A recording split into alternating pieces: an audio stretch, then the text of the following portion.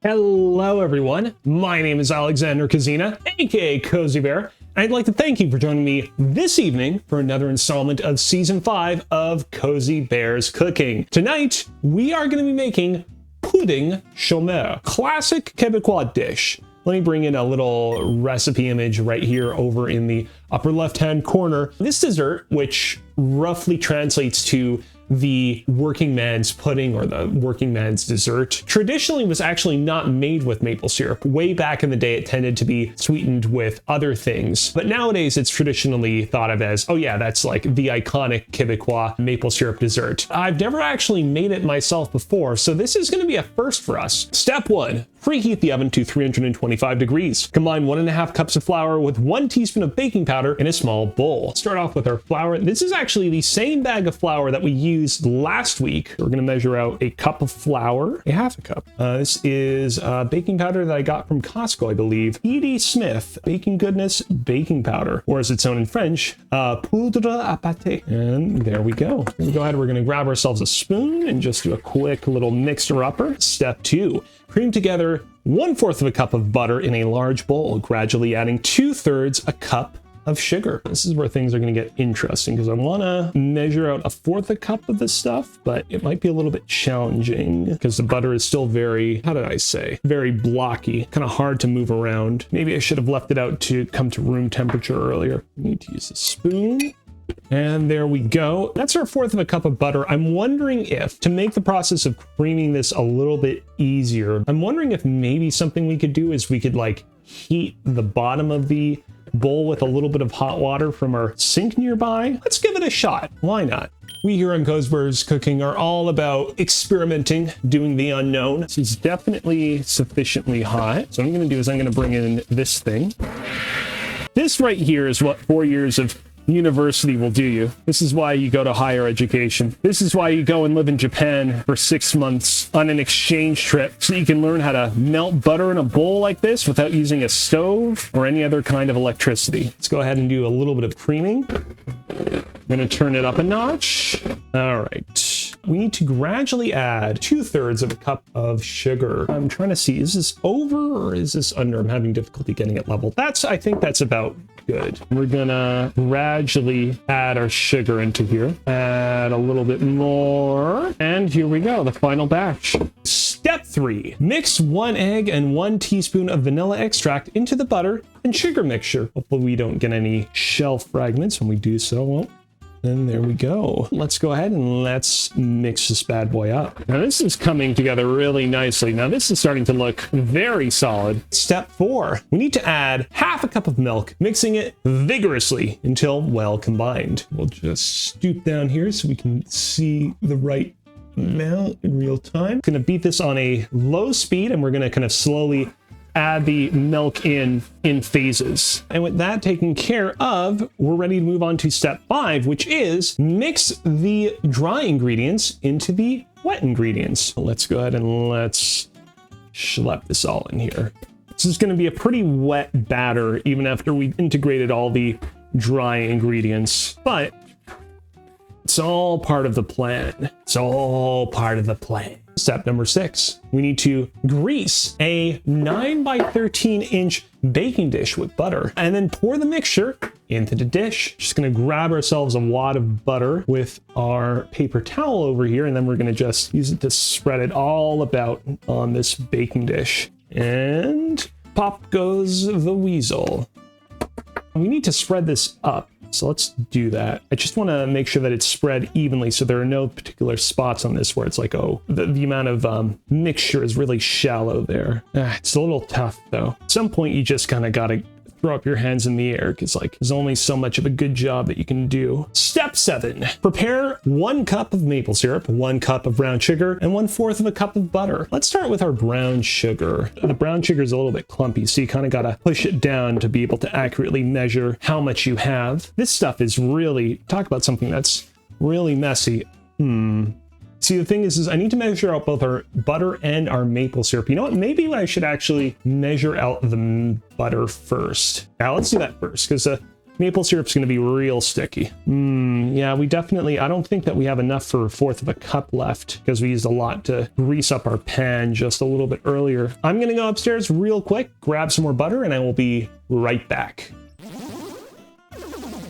We are back with our fourth of a cup of butter. With that taken care of, let's go ahead and let's measure out our cup of maple syrup. I really wanted to talk about this. I actually have been waiting months, if not years, maybe not years, but definitely months to talk about what I want to talk about right here and right now. This right here is not just any maple syrup. This is a maple syrup that I believe I was gifted at some point in the past called La Belle Cuisine. The packaging on this maple syrup bottle says is ideal for your maple recipes. So this particular maple syrup is basically custom built for making something like Pouding Chomeur. I have a little quirky thing, which is unusual. Maple syrup bottles don't come with a cork top like this. I'm gonna go ahead and we're going to pour this in. Step 8, bring a cup of water to boil in a saucepan, and then we're gonna add the maple syrup, brown sugar, and butter that we measured real quick. And we're gonna let our mixture reach a boil again, and then allow it to reduce for a few minutes. Let's go ahead,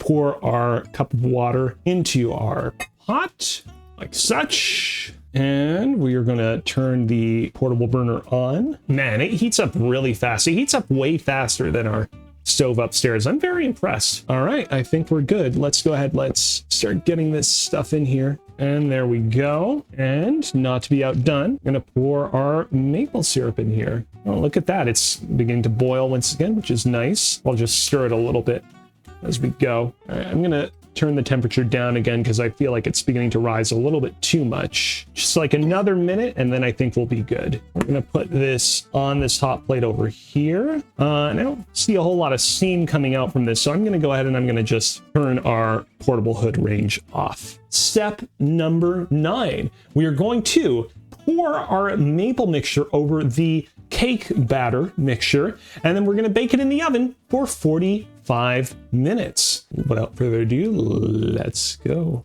I'll be back in just a moment.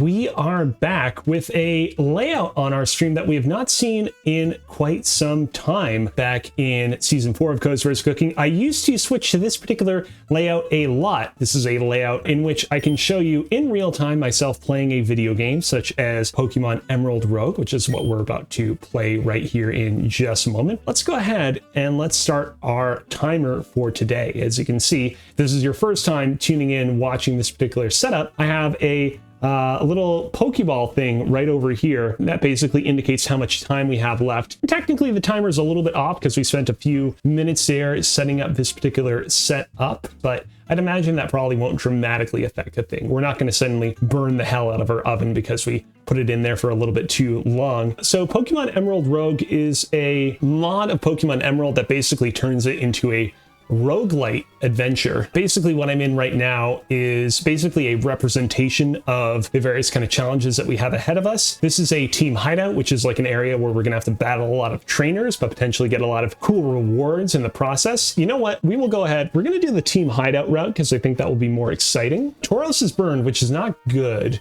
I'm gonna go ahead. I'm gonna switch to Toxicroak, put him up front.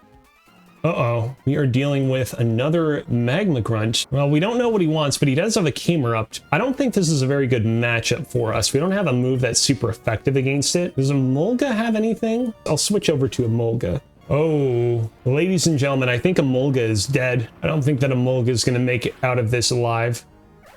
And when one of your Pokemon dies in Pokemon Emerald Rogue, unfortunately, it's permadeath.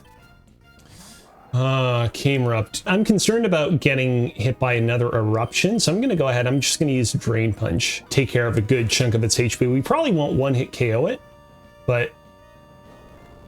damn it. I think we might need to pray for Toxicroak here. Wow, really? And we were that much of a level? Well, this sucks. We are quickly approaching 31 minutes, which means that we will be 1/3 of the way through our cooking time for our Pouding Chomeur. Another Camerupt. Wow. These guys love Camerupt. I don't know what it is. Something about this fire and ground type Pokemon that really speaks to who they are at their core. This day will be remembered in history as the great day that 1 million Camerupts died. Poor guys. All right, Brendan, let's see what you got. Stonjorn, please try and defeat this guy quickly, because this could go out of control very quick. Oh no! Fuck! All right. I hope. Damn it. Oof. Ah, you fucking piece of shit. Are we gonna lose? Wow, this was a... Talk about a close battle. With that taken care of, I will show you what happens next. Basically, the idea is at the end of these areas, you have to face off against a mighty trainer, which is always going to be a gym leader. Without further ado, who are we going to be battling? Oh, it's good old Brawly. Just a little bit over 3 minutes and we'll be ready to take our Pouding Chomeur out of the oven. And there we go. Hariyama is down for the count. Crab Brawler. Kind of a weak end to this team, to be totally honest. And there we go. Brawly has been defeated. Go and follow at Pokabi on Twitter. She's the original creator of this mod and she is a great person. And with that, our time is up. So I'm going to go ahead. I'm going to switch away from this, bring in our Pouding Chomeur, and we're going to give this a good old-fashioned taste test. Your boy is back, and let me tell you, this right here is the Pouding Chomeur. It's not as aromatic as I would have thought it to be, but it is a beautiful looking specimen. It's not necessarily the most appetizing thing you've ever seen, but we do have a little hidden ingredient, a thing of Quebec whipped cream. I bought this thing just ahead of time yesterday because I knew we were going to need a little something extra to complement our Pouding Chomeur. Gonna shake vigorously. Shake, shake, shake, shake, shake it up. And let's put our cream on. I'm going to get a good glob of both the Pouding Chomeur and the whipped cream all at once.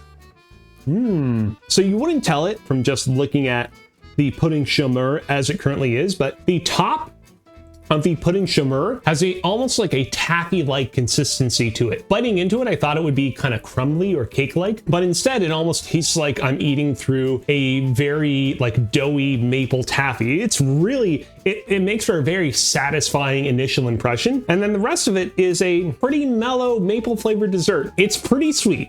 I'm not gonna lie, it's pretty sweet, but it's also not overly sweet. It's not as sweet as I thought it was gonna be either.